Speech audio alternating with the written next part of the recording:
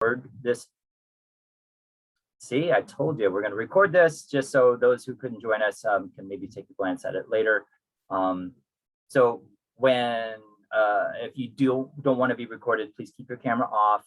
We welcome you to engage with us. There's a chat option, so if there's questions that come up during the presentations, please feel free to post a question in the chat. We'll also have a Q&A toward the end of the program, so if there's questions that you want to ask in person, that's certainly an option too. And if there's anything that's sensitive, we do have care managers that work with SAGE, and they'll be online tonight. So if anything is triggering, please let me know, and we'll make sure that you get the support that you need. As we all know, Afghanistan is a 20-year conflict that ended abruptly. And that's having a pretty big impact on veterans who served there in one or more deployments. So our thoughts and hope goes out there to those vets and their families who are dealing with this confusing time. We certainly thank them for everything that they've done to try to support democracy and our United States military. So without further ado, I want to just introduce who we have to speak with us tonight. We have been partnering with Sage Upstate for a little over a year now to help us facilitate the SAGEVets program in Central New York. Kim Dill is the executive director there, and she's been terrifically supportive and helped us expand the program. We've got a couple of volunteers that work with Kim, and we're with us now, Rita and Dan, who helped us just talk about the program and do some presentations and work with providers. And they also do a monthly veteran support group, which has really been very helpful, very casual. It's been offered online since it used to be in person. And hopefully we'll get back to the in-person meetings at some point in the future. And also this year, we're honored to be working with Wanda Martinez John Cox. We're welcoming her to the SAGEVets team to help us push the program out in Western New York, Buffalo and Rochester area primarily. And Wanda is the former LGBT veteran care coordinator of the Canandaigua VA, who helps us in the Finger Lakes region as well as Western New York. She's a born activist, raised in San Lorenzo, Puerto Rico. Wanda was employed at the Canandaigua VA for almost 11 years, where she serves as the first LGBT veteran care coordinator, one of the first two. She represented Canandaigua, Bath, and Rochester at that VA, and she also was the LGBT special emphasis program manager. And during her time at the VA and beyond, Wanda has been a staunch advocate for LGBT veterans and continues to be in that space. And she's received numerous awards and accolades for her groundbreaking work in this area. And she started doing this work like prior to Don't Ask, Don't Tell, which is a really interesting history. And also Wanda is currently a board member of the LGBTQ+ Health Initiative. And she was also a board member of the Partnership for Ontario County and president and CEO of the Relief Corporation, helping people during and after disaster relief. We also have Lynn Johnson joining us tonight, and Lynn Johnson is an outreach specialist and minority veteran coordinator who got out of the U.S. Marine Corps in the mid-1990s and found himself with an uncertain future. He had been an automotive specialist in the military, but at this point he was unemployed and homeless in his hometown of Brooklyn. And sitting on a park bench, he got to talking to a Vietnam veteran, sharing his story and saying that he was feeling weak and dizzy and nauseated. And in fact, he told the veteran he'd been feeling sick pretty often. And the veteran told him that he should get himself checked out of the VA because he might have a service-connected illness. And that was a big thing for Lynn. He ended up going to the VA, and he currently gets all of his health care from the VA. And now he's been working for them for a number of years in this role. And he's been treated by the VA ever since this happened. And he says that he was successful in finding employment at the VA and began in community relations and has advanced in this position over the past 17 years. He deeply understands the issues that veterans are facing, particularly as they are transitioning to civilian life. He's been a staunch supporter of the work that I do with SAGE and SAGEVets, and we're really excited to have him here tonight to share some of his experience with us. And me again, Ashton Stewart, SAGEVets program manager. Let me just see if I have other people to admit here. It doesn't look like I do. And I'm going to make you a co-host, so that way you have access to your microphone, sir. And if you wouldn't mind sharing some of your stories with us about what challenges you see representing minority veteran groups at the VA, the floor is yours, sir. Yes, good evening, everyone. Can you hear me good? Yes. Yes, just want to thank you, Ashton, for allowing me to present the SAGEVets and SAGEVets upstate. I love the Niagara Falls area. I go there all the time. I wish I could have went there this year, but because of COVID, trying to stay local. But I love the Niagara Falls area. that's my second hometown. But one thing I really want to capture in terms of what Ashton was talking about is that when I came out the Marine Corps, I had no intention of going to the VA whatsoever. It was just because of my military injuries is that I wind up at the VA. And, you know, from that point on, I started realizing that I wasn't the only one who may have some of these experiences, that other veterans may had some of those similar experiences. And if it happened to me, it may have happened to thousands of other veterans. And I don't want to see other individuals go through homelessness. I was homeless for, about a year. I got out of the Marine Corps in California, and I had to call my parents. I was sleeping in my car, and they had to give me a ticket to leave from California when I got out of Camp Pendleton out of the Marine Corps to come back to New York. And, you know, I was just going through a bad period of my life. And I just don't want to see anybody else go through that. And, you know, some of the injuries that I was exposed to, asbestos from, you know, dealing with truck tires and different things like that in the Marine Corps. And, you know, just going through different things. And, you know, one thing about with the Minority Veterans Program, that I found out that when I started using the VA, I started seeing that many of the providers, in terms of cultural competency, in terms of dealing with minority veterans, they were not all of that sensitive to the needs of veterans who are minorities. In terms of you reach out to them, tell them about one prime example. I don't mind disclosing this. I have sickle cell trait. That's one of the conditions that I have. So there's certain different things I need to be careful of in terms of different vitamins, medications, different things I take. And also I'm a G6PD deficient. And with a G6PD deficient, there's certain medications you can't take because you can literally die because of certain these particular medications. And a G6PD deficient is basically a genetic deficiency that African Americans or Jewish Americans, anybody who lived around the Mediterranean may have experienced because of their genetics. And when I brought this to the attention of many of the doctors at the VA, they didn't even know what I was talking about. They had to look it up. And I'm sitting in front of the doctor. I'm like, wait a minute, you're my medical provider. And he's looking up something that I already knew about. And I'm saying, wait a minute, you didn't know this? You're my doctor? So that made me started, you know, thinking, the wheels started turning. How many other people who walked into the VA went through this? And then as I started seeing this, when I got involved with the community relations department, I started noticing when LGBT veterans walk up into the facility, I started seeing, and I actually know this story, I started seeing veterans come into the facility. They started marking homosexual on their DD-214s. I'm like, what the hell is this? That's, to me personally, that's a damn violation of HIPAA. That is nobody's damn business. I don't give a damn you're straight, LGBTQ. That's nobody's business what your personal life is. If you choose to disclose it, that's on you. But you shouldn't be marking that on nobody's DD-214. So then I started seeing these other things. And then when people start making these remarks inside the VA, you know, all this stuff started, you know, just a cavalcade of different things. I said, wait a minute, there's some issues going on within the VA that we need to clean up. in terms of what we're doing in terms of cultural competency about how we treat our own veterans. It should be when the person walked through that damn door, they served their country, they're a veteran. That's all you should be looking at when they walk through that damn door.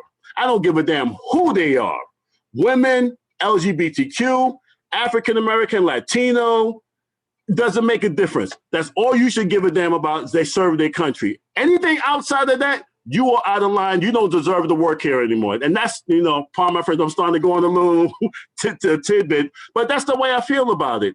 And I've always been a strong advocate about that. Anybody comes in my office, did you serve, or anyone, he, she, they, anybody else like that, you walk into my office, that's all I care about. Anything else doesn't matter to me. How can I help you as someone who served our country? And if you have a complaint or issue, we're going to bring it to the patient advocate. I'm letting you understand how you can empower yourself in order for you to address these issues or concern with the provider. And you have a legal right.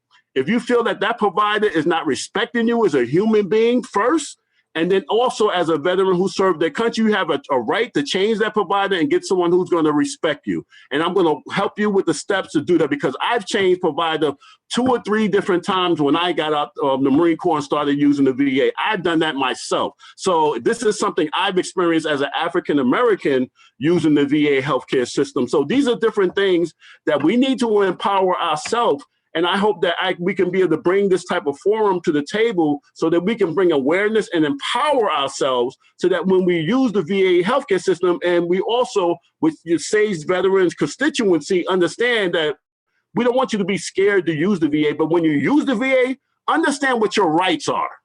You need to know what your rights are. When you walked in that door, you serve this country just like anyone else. You need to be treated with respect. And if the people do not respect you, these are your rights to file grievances. And if the people who you file grievances at the local level, you go to elected officials, you can go to all the way up to Washington, D.C. to get your grievances addressed. And these are the advocates at the local, state, and federal level who are there to help you, assist you with that. And that's what we are here for. And sorry for going on my little tangent, Ashton. So, Kaylin, it just goes to show your passion for the work that you do. And when I first started working at SAGE, I had a lot of learning to do. I've been going to the VA myself since I lived in Los Angeles for about 20 years now. And then when I moved to New York in 2005, I started going to the VA here. But I still had a lot to learn about things like this, like how do you report something? I hear stories sometimes of a provider saying something very offensive or not giving the care accordingly. There are protocols, there are cultural training protocols that are adhered to, and that must be enforced at the VA. And so sometimes we have to report these things, and sometimes we have to and make sure that there's going to be a cultural competency training to try to correct these issues. Wanda, I'm going to just kind of go back and forth between the two of you, because as one of the very first LGBT veteran care coordinators in New York State and in the country, before Don't Ask, Don't Tell, you must have seen a whole cultural shift. You saw the beginning of the cultural shift. Don't Ask, Don't Tell ended 10 years ago. And even during Don't Ask, Don't Tell, it just wasn't quite enough to support LGBT veteran service members at the time. So how did that look at the beginning?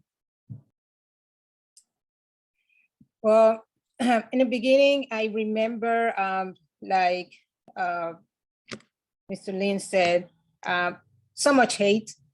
I remember that we have police department, people that were gay in the police department, and they used to paint in the wall homosexual, rainbow stuff.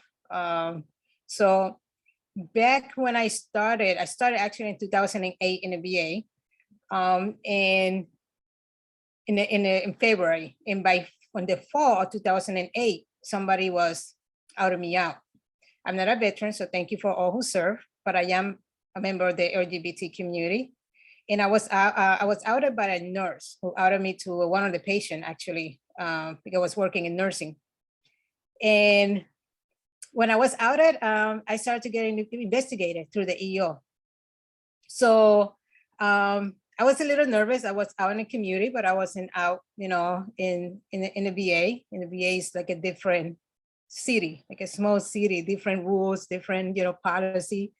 So I wasn't out, but I kind of knew that probably I would lose my job. There was a long-term interview. I got hate emails. I had to basically be careful when I walked to my car. So I had a lot of stuff, but I don't think I had it as bad the veterans have when they go there to their doctors. Because, you know, I was thinking, this is a veteran place.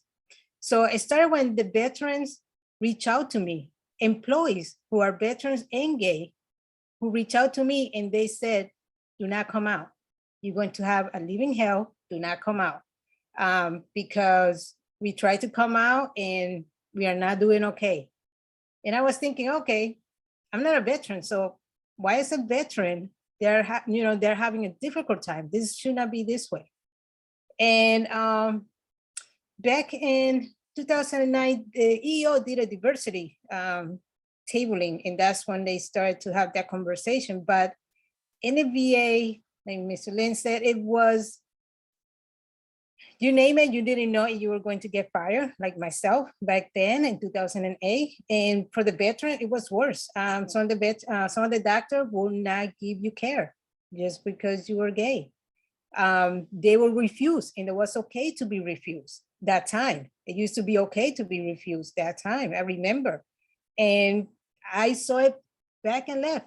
Veterans would switch providers, or they would leave the VA because they were not comfortable going to the VA because of the care. They would say, I served for my country, I got kicked out from the military, and now I have to deal with this too.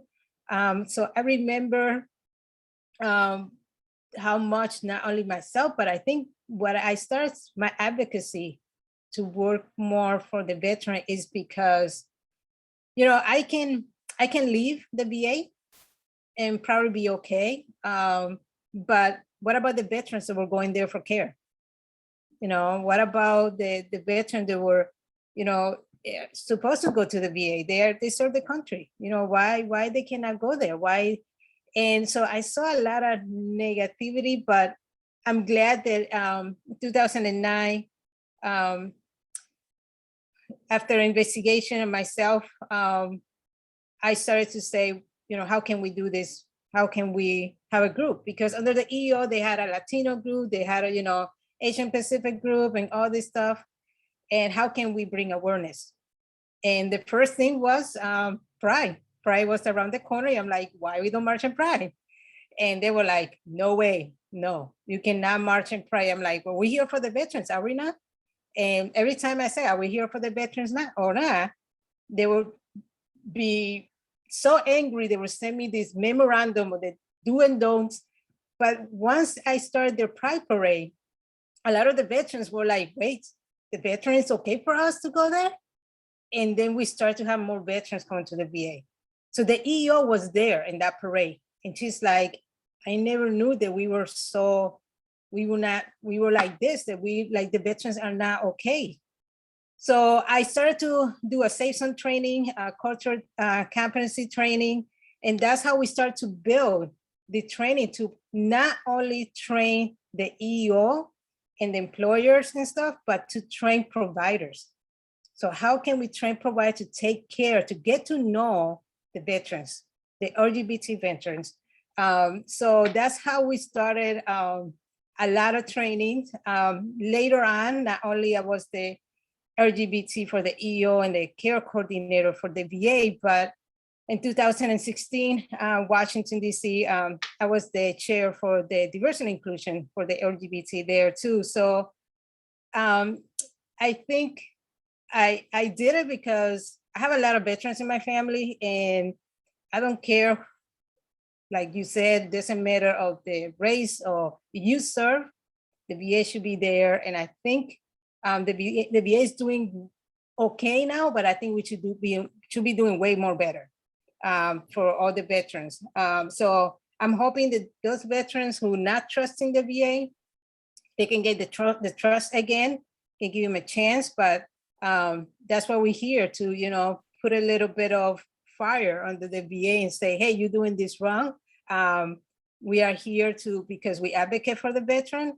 And Ashton know that I will do, and actually William know too, that I would do whatever. I had many times that was like this to lose my job. But if I walk those doors because I did something right for the veterans, I'm okay. And I do the samples for myself, but for the kids to watch me. You know, I have kids and they watch me. I want to make sure that they continue doing the job. So that's why I'm so, I do what I do. A lot of people think I'm a veteran. I'm not. I just like to serve and do whatever I can to help you in any way. Even if you don't want to get care from the VA, I can make sure you get care for someplace else that you're comfortable. But if you do, because I know the VA sometimes you cannot get care because you didn't serve the many years, 2 years or whatever it is. You cannot go there, but I make sure that we taking care of you. That's why I'm glad that I'm here with SAGEVets and working with Ashton and Kim, because I will do my 110% to get the care that all of you deserve. Thank you. Thank you so much, Wanda. It's so true. The VA is trying to adjust. It's a big cultural shift for years and decades of discriminating. And it's a slow process for some people. And so it's up to advocates to encourage them to continue down that trajectory and continue to work to rebuild that trust. And one of the things that you mentioned, Wanda, is the 2-year active duty requirement. Through our work at SAGEVets, we discovered that people were kicked out for being gay prior to the 2-year marker, and therefore they're ineligible for VA healthcare, even if they have an honorable discharge. And this one veteran who we've been helping out in that circumstance, we brought this to the attention of the state. And now we are working on addressing a legislative change, because most legislators didn't know that even if he were to get an upgrade, if he had an other than honorable discharge and was upgraded to honorable, which he doesn't need because he is honorably discharged, he would still not be eligible for healthcare because he didn't meet the 2-year minimum requirement. So they're realizing now that there's a lot of people who have fallen by the wayside and not been granted healthcare. He was 5 months shy, and it's just really heartbreaking. So we're working on changing that. We've got support from both houses at the federal level. They're currently wanting to give this legislative process to an elected in Connecticut. And this is all because of the stories that we're sharing, and we're making progress here. And not only that, New York has the Restoration of Honor Act, which is for people who were discharged with an OTH discharge for sexual orientation, gender identity, but they also included MST, TBI, and PTSD. So if you have an OTH, you can appeal to the State Division of Veteran Services and get upgraded to honorable, and therefore get access to New York State veteran benefits. Not federal, but it's a step in the right direction of rebuilding that trust with government. And also it's addressing and validating service for people, which is a huge healing process for a lot of individuals. And this year, 3 other states have passed similar legislation. We've got 5 states total now. And so in November, Benjamin Pomerantz, who's the Deputy Director of Programs at the New York State Division, he and I are bringing all 5 states together to talk about what's working with this legislation, how it came about, some of the stories of convincing people that this is the right thing to do, and how we can encourage other states to do the same thing, and then ultimately put pressure on the federal government.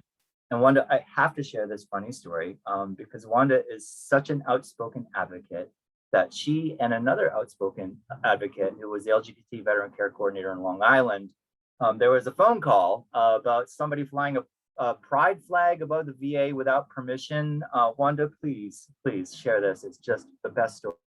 So I got a phone call from the director and the EO one year because they said, who gave you permission to fly the pride flag in the VA? Now the news people are calling, some of the veterans are angry. Nobody asked you to do so. And I was like, what? I haven't done anything, but whoever did, man, I want to, kudos. It wasn't me. Actually, they found out who it was because it came out in the news. It was another VA who did it. I heard they got in big trouble, but then after that, I called them personally. I'm like, kudos for you, because I was like, and it was Pride Month. So it was funny because I was doing so many things that they didn't want me to do. So immediately they came to me, you know, and I was completely like, no, I didn't do that, but that's a good idea, you know. But yeah, so it was weird that I found that there was another VA advocating and doing a lot of great job too. So it was pretty funny. After that, we became great friends and started doing a lot of great things in the community. That's really awesome. Wanda, you invited another special guest to be with us tonight from Niagara Pride, and they've been really supportive of the work that we're putting together for upstate and Western New York. And would you like to introduce Ronald so he can share a little bit more about their work and with veterans and where we're going with SAGEVets in the future? Yeah, so I do have a Facebook because the VA didn't allow me to do a Facebook when I was in the VA. I have a Facebook for LGBT veterans that's very private. And Ronald from Niagara Pride, he's been there posting stuff, events and stuff. And I was like, wow, what about if your group are interested with SAGEVets? So Ronald is doing a lot of things. He's not only working at VA, but my God, he does a lot of events for the community. And I said to him, you need to come here, need to introduce yourself, tell people what you're doing, because maybe a lot of other veterans don't know, you know, that all the great, cool things, events that he's doing. And let me tell you, you ever in the area, when he does the social group, he go to this cafe that has the best breakfast. So if you're in the area, stop by and go to some of the group because it's amazing. So Ronald.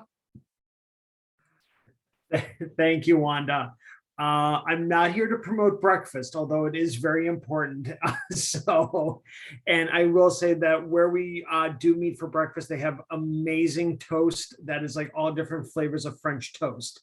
But that's not why you're here today. So let me kind of give you a little bit of information about myself, Niagara Pride, and I actually wear two hats, as Wanda indicated.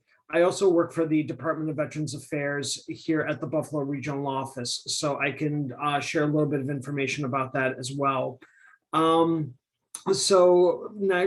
let me start about myself. So I am a mental health counselor by training. I have an LMHC. I also am a certified rehabilitation counselor.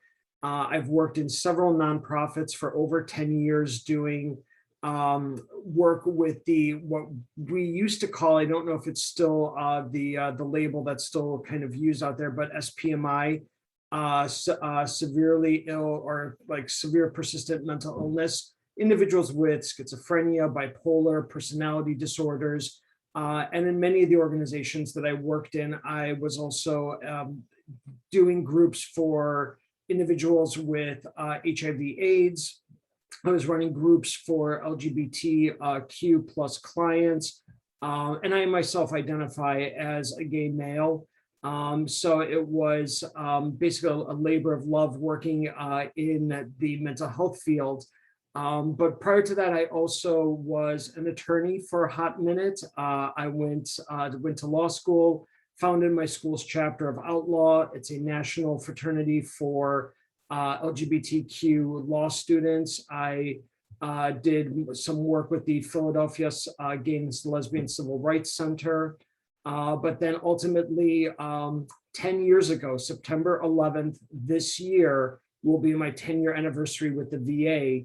I was fortunate enough to land a position as a vocational rehabilitation counselor, worked in that department for about 7 years, helping veterans who have various mental health, physical, or addiction issues, and helping them find employment or improving their quality of life in order to be able to function independently in home or in the community.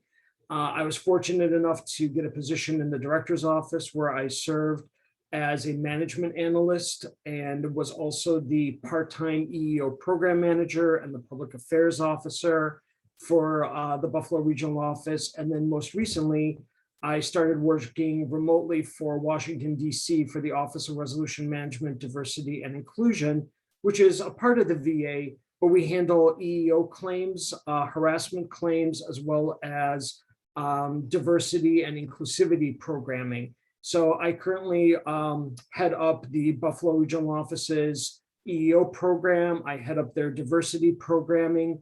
As Wanda was talking and speaking, as well as Lynn, about the different special emphasis programs that we have. We in Buffalo have 7 special emphasis program managers at our regional office. We have one of them being the LGBTQ program. That was very important for me to have that here, and it was a no-brainer for the Buffalo office to implement it. I know that as people talk about their stories with the VA and their relationship with the VA, everyone is going to have a different experience. And knowing that there are 56 regional offices around the country, many more hospitals than that around the country, and we have some out base stations on bases as well as in foreign countries. I know that people's experiences have been different, some positive and some not so positive. I can only speak to my particular experience with the VA and kind of the work that I've been doing. Buffalo has been, I think, very inclusive and has been trying its hardest to do a lot of different programming with our hospital as well as the regional office, having an LGBTQ care clinic.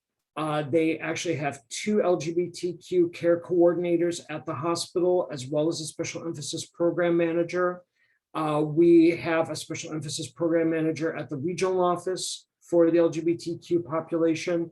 And in terms of some of the things that are going on in the VA, most recently under this current administration, we are seeing a lot more initiatives for more diversity, more awareness. I shared 2 links in the chat that probably as of a couple of years ago did not exist on the VA's homepage, but those are actual links that the public is able to access that talk about the different benefits specifically for LGBTQ individuals, the healthcare programs that are available to our community if they're going to the VA. And I can tell you that we are also working behind the scenes at developing more resource programming, more resource kind of committees that will be dedicated at exploring the needs of the LGBTQ community, making those more aware, more available to everyone. So positive things are happening. And I will say that in terms of the VA, this was the first year that in Washington, D.C., the pride flag actually flew over the VA building for the month of June. So positive things are happening. And here in Buffalo, to follow up on Wanda's story, I wish I had known that story, because this year in Buffalo, both the hospital and the regional office in a combined effort held a pride march of employees that walked from the hospital around the area. We during work hours, we did a march. It was televised, and we had the pride flag hanging as well at the local VA hospital. So positive things are occurring throughout the VA. Again, every VA is different. I can only speak to my experience here in Buffalo, but it is definitely, I think we're at a good place here in the Western New York region. That aside, I want to talk about Niagara Pride, which is the primary reason why I'm here tonight. Is Niagara Pride is partnering and wants to partner with SAGEVets in order to be able to offer veterans who are here in Niagara County the opportunity to be part of the monthly groups that are offered, the LGBTQ plus veteran group and the trans veteran group. Niagara County is, if people are familiar, you can shake your head, you can chime in if you want to, if anybody has experiences with Niagara County.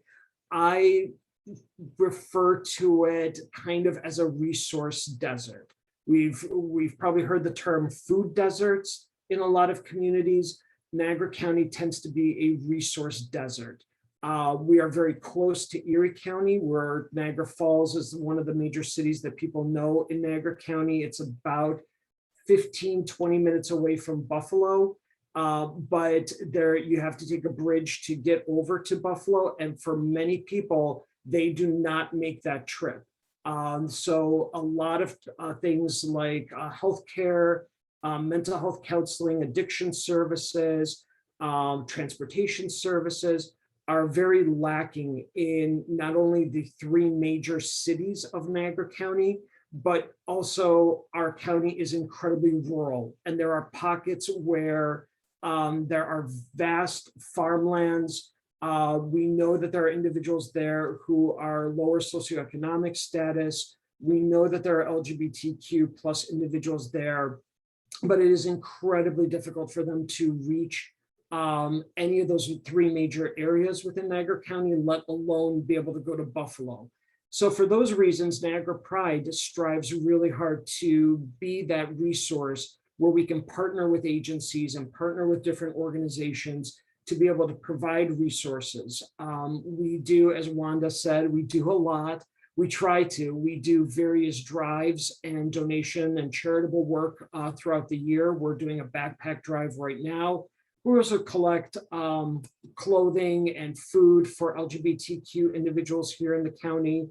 We do educational programming, such as putting together a resource directory and doing presentations and virtual meetings where the community is able to talk to intake coordinators of different provider agencies so that they get a chance to actually talk to the different providers, find out what services are offered, be able to have that visual link to see the face of who's doing these things and have that opportunity to link for services. We've done flag raisings, we've organized pride celebrations.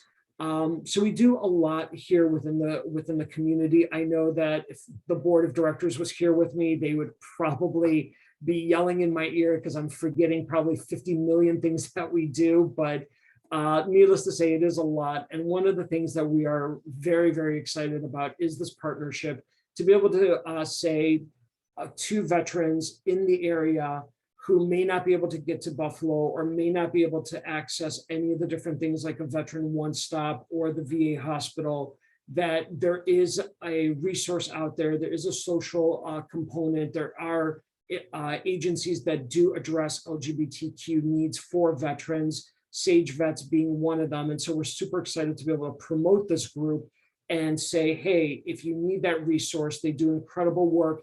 This is who to go to. Our commitment is we will promote this on a monthly basis, that this is, these groups are happening, and we will be kind of doing the marketing and letting people know to attend this program because of the worthwhile things that you guys are doing as SAGEVets. So I've already talked too much. I'm going to shut up now and let Wanda and Ashton continue with the meeting. So thank you everyone for letting me speak tonight. I appreciate it. Thank you so much, Ron. We're equally excited about this partnership with Niagara Pride. One of my favorite words, and ever since I was a child, was unite. I always used to love to unite. And even when we were role playing and playing games as kids, you know, it's like, let's unite and defeat the evil, you know.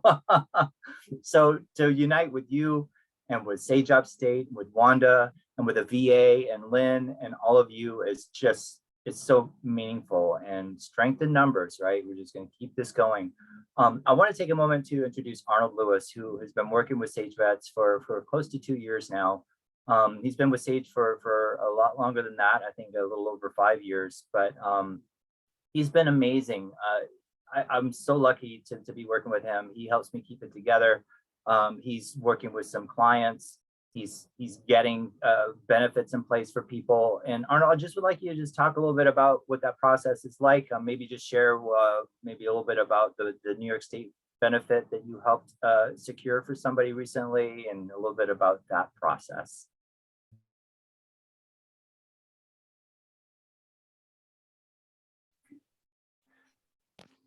Hi, Ashton.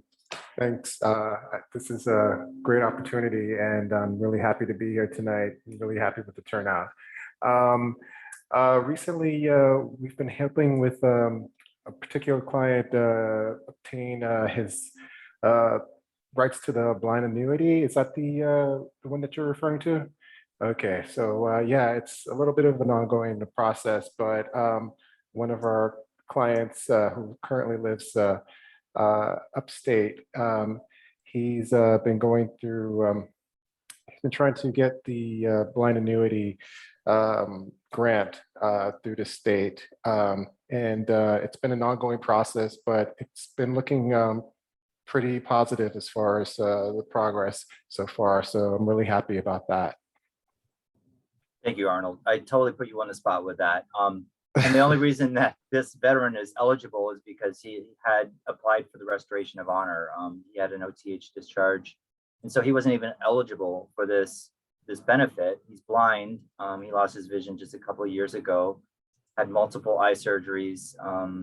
And he did 6 years as an officer in the USN. And then things just went bad for him. Somebody ratted him out. He got kicked out for being gay. It's just like this whole story. He was our very first discharge upgrade case, which is still being pursued at the federal level. But once the Restoration of Honor Act was signed by the governor last year, we had our first case to submit.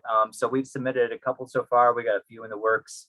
But that just goes to show that, you know, it does open up opportunity and other benefits. And so we're really, really delighted about New York's role in that. And I know I mentioned earlier that the Restoration of Honor also covers MST.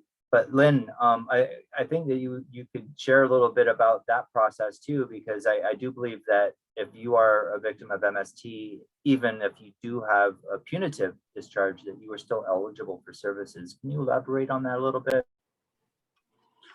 Yes, and I think I'm glad Ronald is from Niagara is on this on the line. He can be able to talk about a little bit, because there's a two-part process to this. If you are a veteran who may have been kicked out because of some experience that you may have had because of your gender orientation, and you may have not met the 2-year criteria for VA eligibility, and you may have experienced some type of military sexual trauma because you were, LGBTQ, you were kicked out of the military.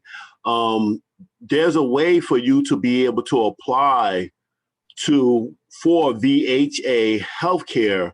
There's a two-pronged process. How that works, you can present to any VA hospital, to the eligibility department, saying, get evaluated by a mental health professional, saying, you have to disclose that you may have experienced some type of military sexual trauma.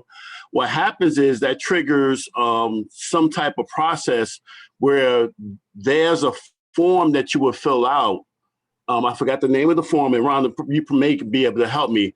That there's a form that the eligibility staff fills out that goes to the VA regional office, that they will have to adjudicate what type of incident happened in the military, and the VA regional office, wherever, doesn't make a difference what state you're in, where that VA regional office will have to adjudicate what happened if you experienced some type of military sexual trauma, and they will adjudicate whether or not that was validated or not. And if it's validated that you did experience some type of military sexual trauma, you will become eligible for VA healthcare. I don't know, Ronald, if you can be able to elaborate. I didn't even bring that information to me. I totally forgot that whole process. But I know it's a two-pronged process. It first starts at the hospital level. The hospital will identify through a mental health professional that you experienced some type of military sexual trauma. Then from that process, we send the form down to the VA regional office, and then the regional office takes over from there to say, okay, we are going to investigate this. And then the VA regional office will send us a notice statement saying, okay, this individual, can be treated at the VA, healthcare system for the rest of their life because of that military sexual trauma incident. So, Lynn, you are correct. There's two ways of being able to come into the VA to access benefits. The vast majority of individuals come in through the hospital. That's kind of their first gateway into the VA system, is by the hospital, what most people are familiar with. Every hospital should have what we call like a Veterans Service Center, where intake eligibility tends to be done. Those the people at the service center will be able to work with the regional offices service center and be able to work on looking at benefits such as compensation, pension, all those other things. But there's no wrong way to come in. You can either go directly into the regional office if you're close to one. You can walk right in here in Buffalo. Ours is right now open to the public. Knock on wood that's still going to be happening because of COVID. All of the regional offices were basically working virtually, so we didn't have a presence, but we are back open and running in Buffalo. I don't know, Lynn, New York City, are you guys open to the public at this point? Yes, they're back open now. Okay, so an individual can go into the Veteran Service Centers, the public outreach team, and apply for the exact same benefits Lynn was just talking about there or at the hospital.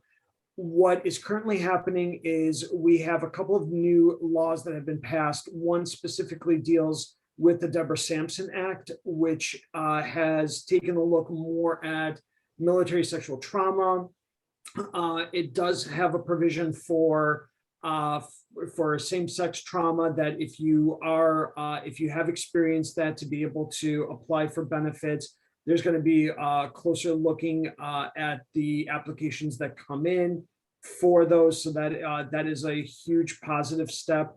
And there's also going to be, in terms of LGBT coordinators, they are looking at kind of how we have homeless coordinators, MST coordinators. We're looking at having LGBTQ care coordinators at the regional offices, so that individuals who were discharged under Don't Ask, Don't Tell, or given dishonorable discharges, so that those can be re-examined to take a look to see if individuals qualify for benefits there as well. So there's a number of things going on. I don't deal with the forms, so I am also a horrible person to ask what form number specifically. I just looked it up. It's VA form 7131, request for adjudicative action. There you go. Thank you, Lynn. So between the two of us, we can figure it out. And I'm going to put it in the chat box for everyone. Okay. Awesome. And just so that people have it, I also, I was speaking with another individual who was on this call. They were asking me some questions on the side, but I posted to them a list of the services that the VA offers. These are health services that they offer at the hospital. And I'm just going to make that list available to everyone. So I'm just going to post that in the chat as well. And you will see that currently at the hospitals, they offer gender affirming hormone therapy. They don't offer yet. And Lynn, hopefully you can kind of maybe shed a little bit more light on this since you're at the hospital. It's my understanding that that is something that is being looked at and potentially looks like it will be done at some point, but not as of yet in terms of gender reassignment surgeries. But gender affirming hormone therapy is being offered. So that is a current service that you could get. Substance use and alcohol treatment, tobacco use treatment, prevention of STDs such as PrEP is being available. Domestic intimate partner violence reduction, MST screenings, suicide preventions, the whole range of healthcare that is available to every veteran is also available to LGBTQ veterans, cancer screenings, stuff like that. So there's a non-exhaustive list, but basically the emphasis with LGBTQ plus veterans, knowing that there are unique needs of our community, there should be at least one care coordinator at every hospital who you can ask for to help coordinate your care and to be able to ask those questions so that they can refer you to the right department or refer you to the proper team in order to get care with. So every hospital should have at least one. Buffalo has 2 on staff. And this is where, thank you, Ron. And this is where I refer to Wanda, because this is where the LGBTQ coordinators and people who are minority veterans coordinators are vital for this particular type of assistance. Because one thing that, once again, if they're not culturally competent at your facility and not providing the right advice or assistance or advocacy, you can have a veteran, because there's a program called the Choice Program, which is now called the Community of Care Program.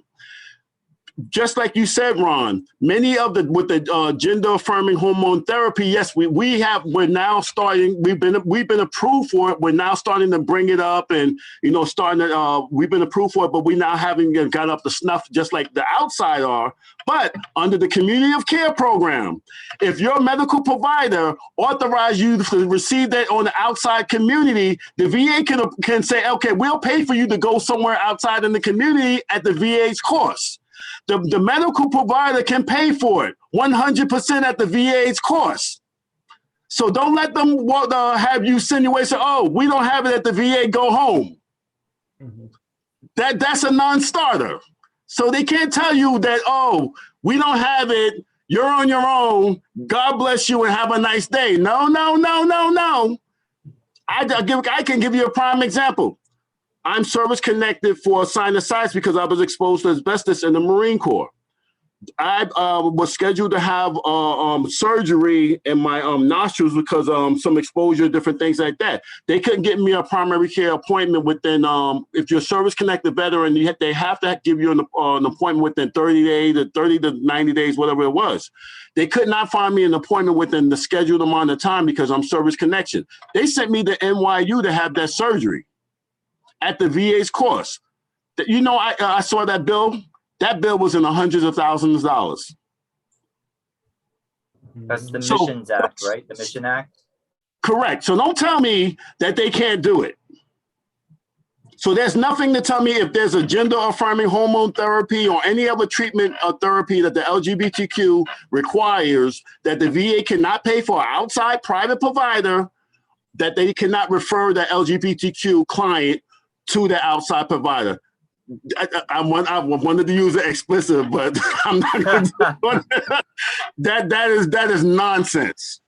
If the provider gives you the referral to an outside under this called the Choice Program, but now they call it Community of Care Program. Wanda, I'll let you.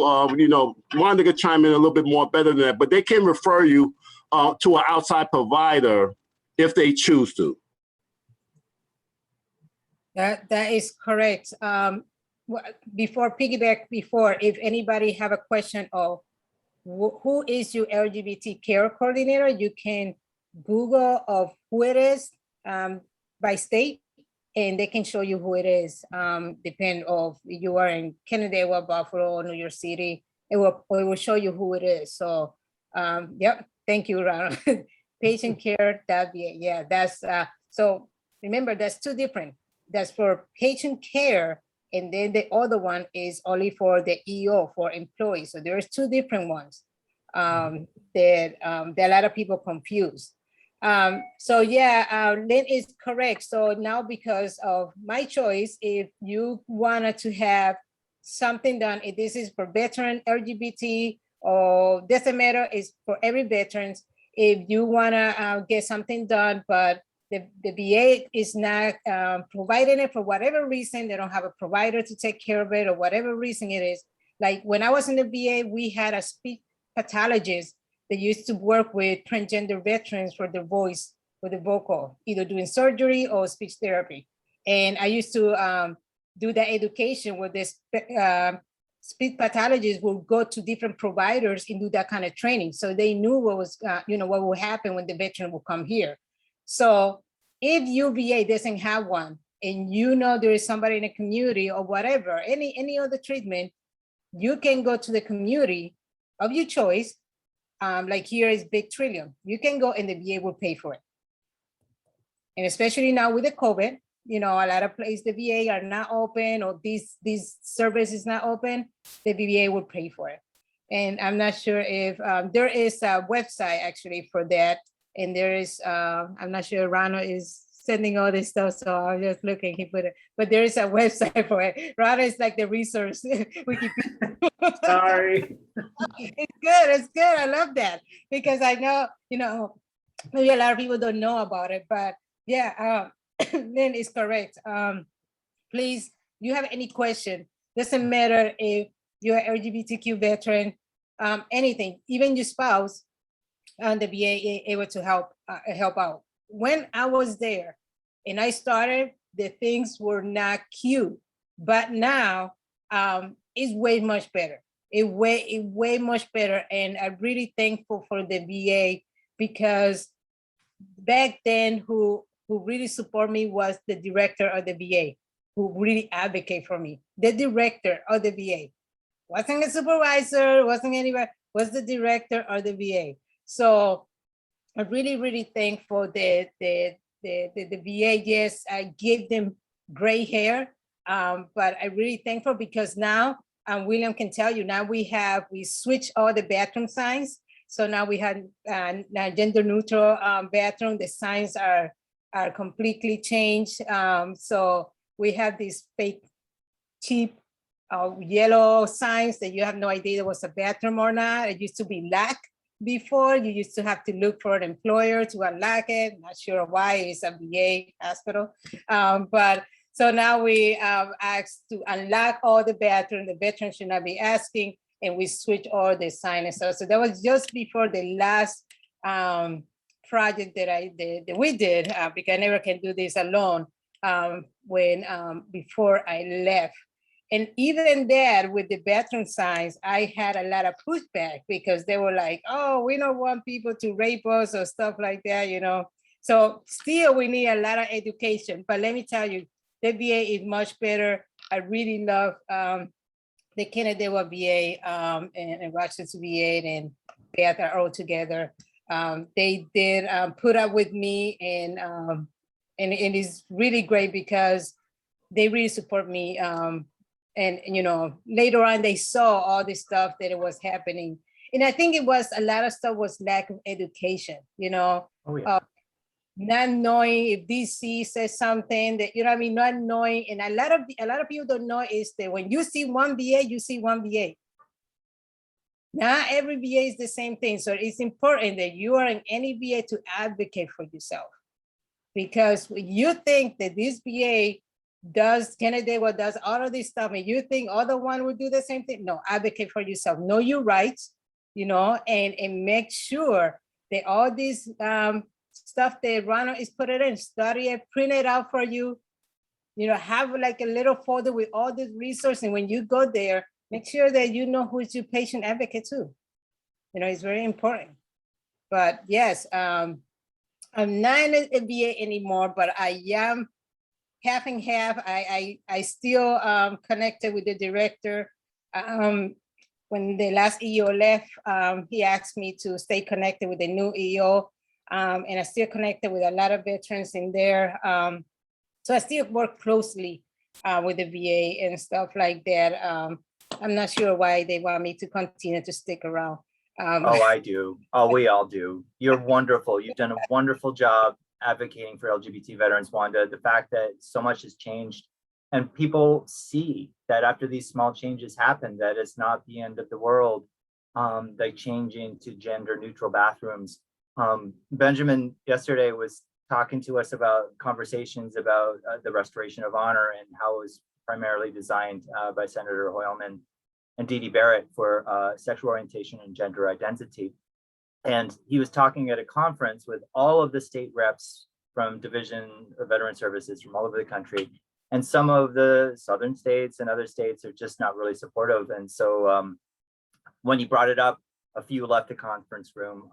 So then on the bus ride home, he sat beside one of the people that walked out, and he said, like, well, you know, why do you feel this way? And he's like, oh, this is just for the young people that are just experimenting and blah, blah, blah.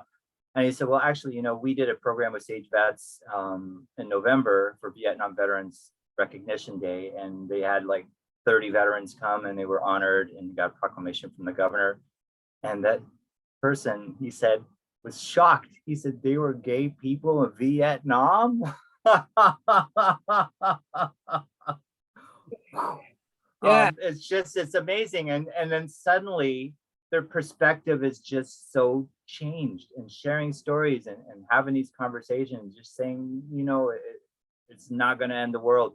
to be a little bit more inclusive and to take that step. If you feel uncomfortable, let us help you feel a little more comfortable and just share some more stories here. I do want to take a moment here because we've got a couple of amazing volunteers in Central New York who've been helping us out a lot for several months, Rita and Dan. I just want to introduce you, and if you want to say a few words about your service, about SAGEVets, or about what you see as the most important thing for our work, please take the floor. I'll step in first. I wasn't going to say anything, but I am just so impressed with this program. And Wanda, you're not a veteran, but thank you for your service. You have done so much for the veteran community. And just listening to all of you today, I'm just bowled over. And Ron, you are a walking encyclopedia.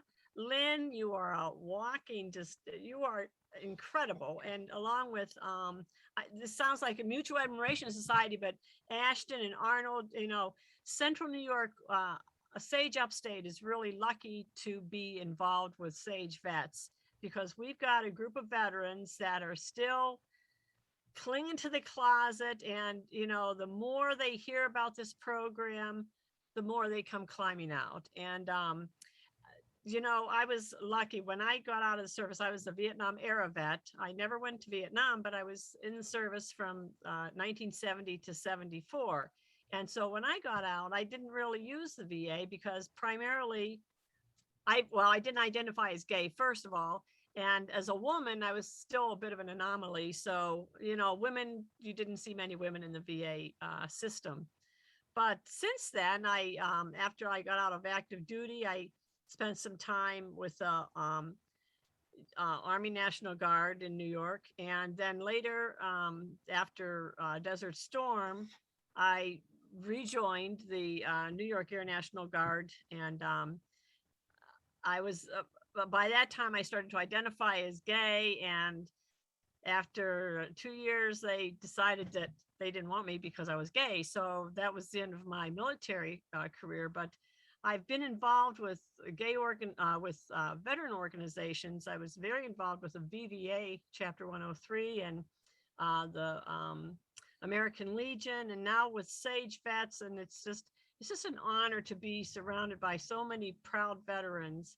And I just, when you were talking about the choice program, Lynn, it's just something that I've also been involved with, where the VA did not have the kind of services that I needed.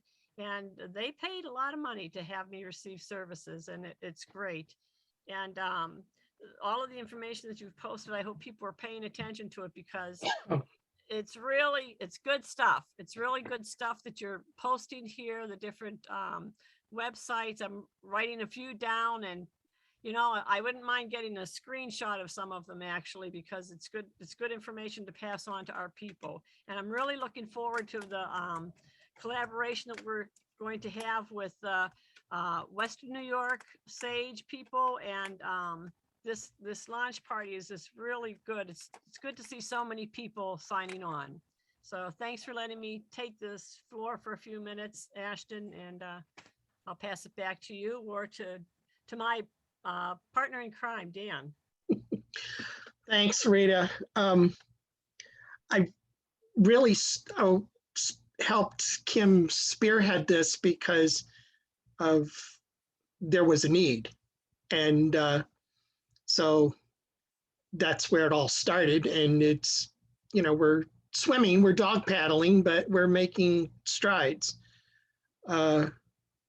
I was, like Rita, a Vietnam era veteran, went in 74, got out in 76. And when I got out, I left, got a general discharge, and happy trails.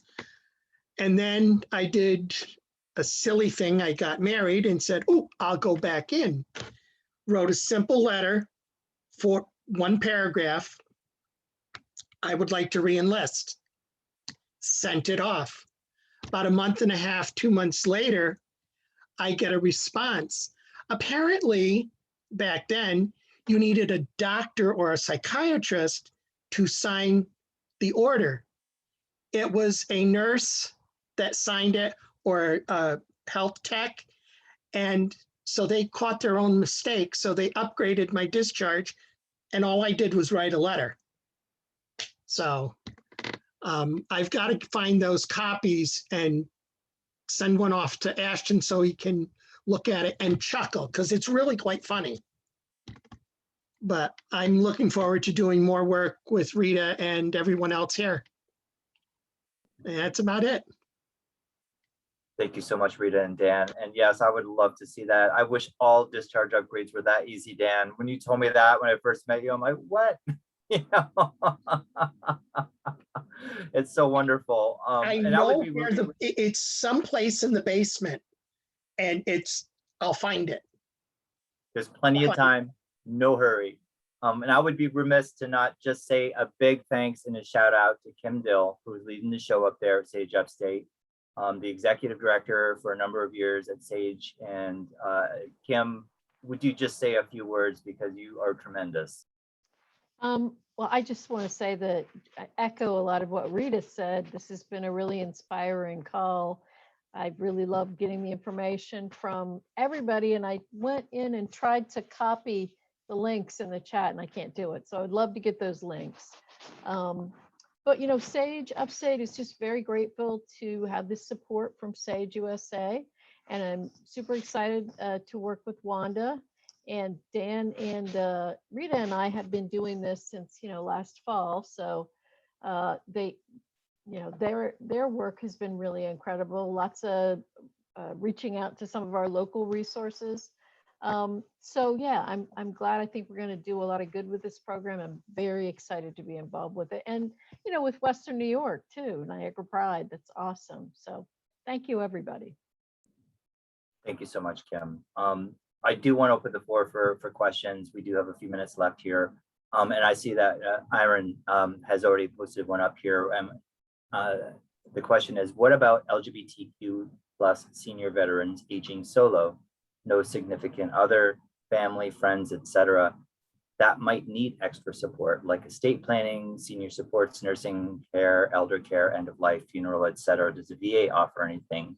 Before I put that out to the panel, I do want to say that we do often work with attorneys and law programs that help with preparing advancce directives and end-of-life documents, and for free. If you are low income, even if you're not, if you're borderline, there's often a way that they can just help you gather those documents and get everything you need in line before it's too late. Because as we know, when somebody passes, a loved one passes without those documents in place, it can be really challenging to grieve and to also have to do all this administrative heavy lifting. But would somebody like to also address what the VA offers as far as funerals and costs that they cover for that? Well, I'll let Ron talk about as far as the costs and what the VA offers in reference to any reimbursements, different things of that nature. But I'm deeply, as Ashton, you know, I am so deeply involved in what's known as pre-burial determination. I go through, since COVID, and I want to make this very succinct and important to everyone. I know we don't want to talk about the end of life planning, but we all eventually will have to go through that. I'm gonna give a prime example real quick. It will take me less than 30 seconds. My mother passed away 2 years ago. She slipped in the bathtub and fell on the back of her head and passed away. We had no thought. My mother was a diabetic. She was taking insulin. We thought she was going to die of diabetes, but she slipped in the bathtub. And my mother, and I'm still so upset with my own mother, we kept saying, Mom, did you pay the life insurance policy? Did you pay? We'll pay for it, Mom. Tell us you paid the life insurance policy. Yeah, I paid the life insurance. I did it. Leave me alone. Leave me alone. You know how mothers are. You know, she doesn't want to be bothered. You know, we came to find out my mother didn't pay that life insurance policy. And me and my sisters hammered her, Mom, give us the life insurance policy. But My mother's funeral cost us over $10,000 because that's our mother. My mother. You're not burying my mother in a little pine box. My mother. I want my mother to have a decent burial. But to make a long story short, to bury an average individual, if you want them to have a decent burial, it's going to cost you a pretty penny. To bury a person in the National Cemetery at the VA is free of charge. The plot, it's for the burial, the plot where they're going to put you at the National Cemetery. You have either Calverton and even now at Cypress Hills, they are offering the crematorium where you can be able to also put them in Cypress Hill Cemetery now. It's free of charge to you as a veteran. Why are you allowing your loved ones the headache, the pain to go through that? There's something known as a pre-burial determination. All you need to do is fill out the form, send it in with a copy of your DD-214. You send it to the National Cemetery. They validate that you're a veteran. They already know you exist. God forbid something happened to you. All your family have to do is make the planning with the funeral home to send you there. That's it. I see so many veterans that don't want to go through that. They don't want to do any pre-burial planning. And then when you pass away, you know what happens? Your loved ones are now, they're bad enough they're dealing with the pain and suffering of losing their loved ones. They have to deal with that headache.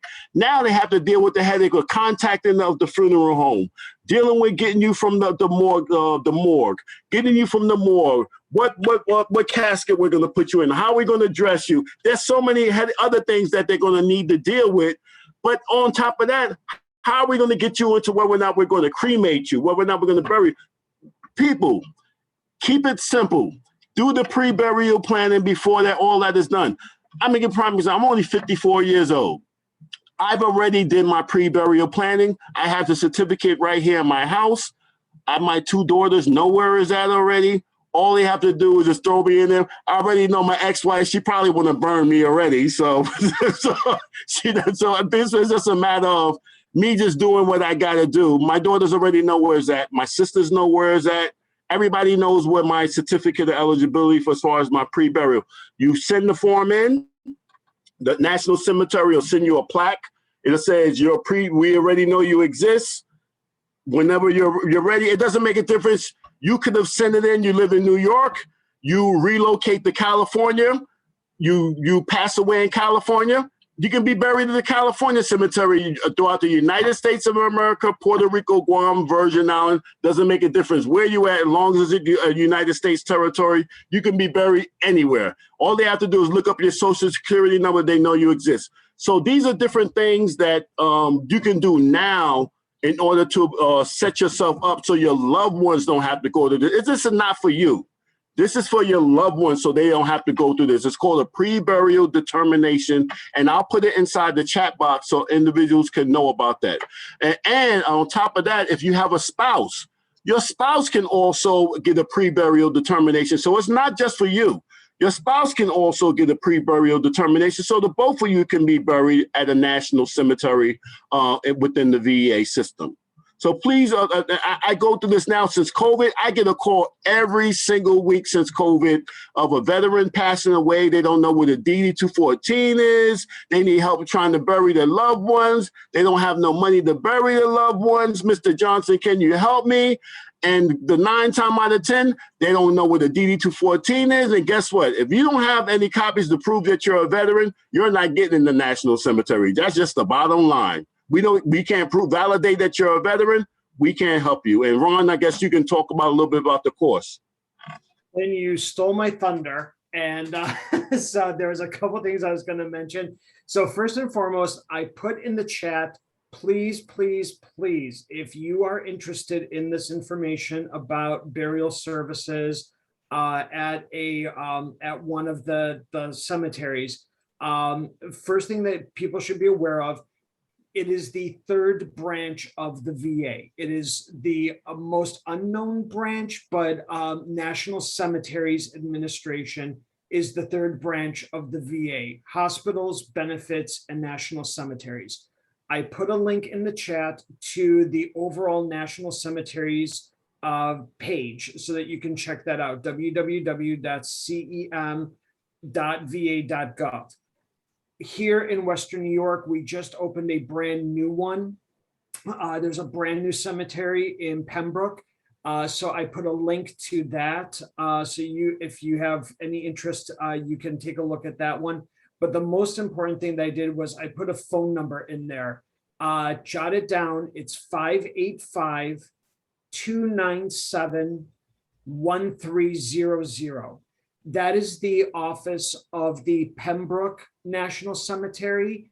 There is an incredible staff that works there, but my main contact that I have there, her name is Brooke. She will answer all of your questions that you have. Some of the stuff that Lynn touched on that I just kind of want to kind of reiterate. If you are thinking about doing any type of pre-burial, pre-death planning, contact them, let them start the process of determining eligibility for burial there. If once you are deemed as eligible, it's a quick and easy, painless. It's basically a 1-800 number that you would call. You give them a bunch of your information, your DD-214. There's a couple other pieces that they want info-wise from you. They will then make a determination if you are eligible for burial there. Each cemetery is a little bit different. So, like the newer one in Pembroke, they don't have yet the room for the caskets. They're doing just cremated remains right now because there's a long waiting list. So determining which cemetery you want to be buried at, start that process, get that going so that you know where you'd like to be buried. One of the things that people don't realize is that, and sometimes people have this conversation and they opt not to have a burial at the cemetery, is because maybe only one of the spouses in a relationship was military. They are eligible, and the spouse, let's say, wants to be cremated, and the other spouse does not. And so they think, oh, we can't be buried together, so we're not going to do that. If you are eligible, as a veteran, your spouse is eligible to be buried at the cemetery with you. You do not have to have the same type of remains. So if the veteran chooses to be cremated, the spouse can be buried or in a casket, or vice versa. That can be accommodated. So just something to be aware of. It is free maintenance. It is maintained for life, these plots. So you never have to worry about that. There is a new initiative being put out there right now. It's I'm blanking on the name, but and I'm not doing this justice, so please bear with me as I try to explain this. It is a concept like Facebook for veterans who have passed on, the idea that they will live forever and have this legacy. So any veterans that are buried at the national cemeteries, the family members can input their information about that veteran. It gets entered into this database, and then as family members or future generations go to the cemetery, they will see a number or an identifier on the tombstone. They'll be able to click that and search that on a public-facing website. And then all of these photos and personalized story about that veteran become available for future generations to learn about that veteran. It is an incredible free resource that they are putting together right now. Unfortunately, in terms of cost, I'm not an expert in terms of what any pre-services costs would be with other agencies or anything like that. But for that reason, I strongly recommend that if people are interested, give Brooke a call at the National Cemeteries at Pembroke. Her number, once again, it's the general number to that office there is 585-297-1300. She was just out there doing outreach with me at the Erie County Fair for a number of days. So she will definitely answer your questions. She's very knowledgeable. She's a veteran herself, so she understands any concerns you might have. So please feel free to give her a call or speak to any of the staff there. They're all incredibly knowledgeable about the services that they offer. But that's really the only thing that I can add on to what Lynn presented. Really quick, us in Finger Lakes, in every Memorial Day, we gather a group of LGBT veterans. We go to the Beth VA that they have the cemetery every year. And what we do is gather people to help to put flags.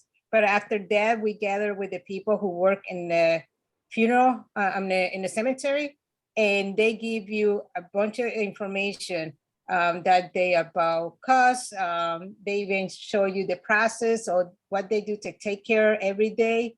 So it's a very great information that I've been doing this for like 8 years to not only bring LGBT veterans to visit the cemetery in the Memorial Day weekend or something like that to help put flags, but at the same time to gather some information from them because they're the one who do the work. So just as a little reminder of, to take care of that too. And one more thing, I apologize for interrupting again. Yes, doing it beforehand is obviously the most optimal in terms of planning. Just be aware that if the veteran has passed and you need to initiate this process, the veteran may have already been cremated, or they may have passed and the body is still in the morgue. You can still call national cemeteries and begin the process. They consider it time of need. And so it gets expedited processing because the veteran has already passed and they have to process it faster. And they are able to work with the National Archives so that if you don't have your DD 214, they will exhaust every possibility in order to get the records necessary to make the determination.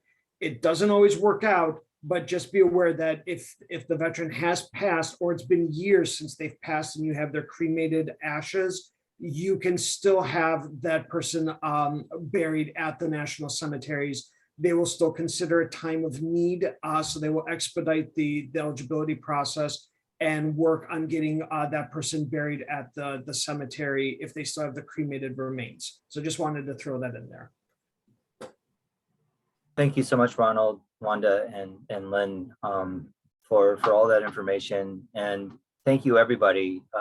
Thank you, Dan, Rita, and Kim as well, and Arnold, for all your presentations and for all that you're doing for SAGEVets and for veterans at large.